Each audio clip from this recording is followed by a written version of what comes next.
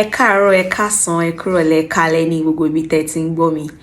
Orúkọ tèmi ni Adédoyin Àyàtúlú Onígbìndé. Ẹ káàbọ̀ sí ìkànnì yìí. Níyìí, a ó máa sọ̀rọ̀ láti ní ìwé mímọ́. A ó máa gbára wa nímọ̀ràn láti inú ìwé mímọ́. Ẹ rántí ìwé Joshua orí ìkíní ẹsẹ̀ kẹjọ. Ó ní ìwé òfin yìí kò gbọdọ̀ kúrò ní ẹnu rẹ, kí ìwọ kí ó sì máa ṣe àṣàrò nínú rẹ̀ ní ọ̀sán àti ní òru, kí ìwọ kí ó sì máa kíyèsí gbogbo ohun tí a kọ sínú rẹ̀. Nítorí ní ìgbà náà ni ìwọ yóò ṣe ọ̀nà rẹ ní rere, tí yóò sì dára fún ọ. Nípa kíkọ́ àti ṣíṣe ohun tí ó ń bẹ nínú ìwé mímọ́, ayé wa yóò ní ìtumọ̀, yóò sì dára. Mo fẹ́ kí a jọ máa yẹ̀ wò, ká jọ máa gbé yẹ̀ wò ní ṣókí ní ṣókí ní ṣókí ní ṣókí.